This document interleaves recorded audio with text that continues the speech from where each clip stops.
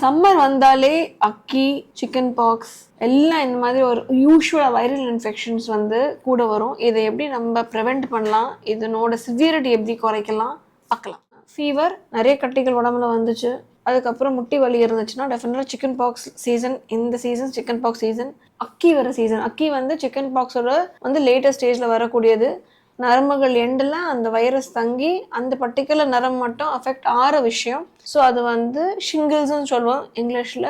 அதுக்கப்புறம் பிட்ரிசிஸ் ரோசியா, அது ஒரு வைரல் இன்ஃபெக்ஷன். ரேஷஸ் வரும் உடம்புல, பயங்கர ரொம்ப இச்சியாக இருக்கும். சிக்கன் பாக்ஸ் அண்ட் அக்கி இருக்கிறவங்க தயவு செஞ்சு வீட்டில் வந்து ஒரு ஐசோலேட்டட் ரூமில் இருக்கணும். கிட்டத்தட்ட நம்ம கோவிட் மாதிரி.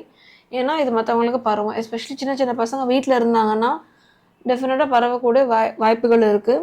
ஒரு 10 நாள் கழிச்சு அந்த குழந்தைக்கு வரக்கூடிய வாய்ப்பு இருக்குது. தட் இஸ் இன்கேஸ் அந்த குழந்தைக்கு முன்னாடி வராமல் இருந்ததுன்னா. இல்லை pregnant women also should not be around. ஏன்னா அவங்களுக்கும் இது ட்ரான்ஸ்ஃபர் ஆக வாய்ப்பு இருக்குது.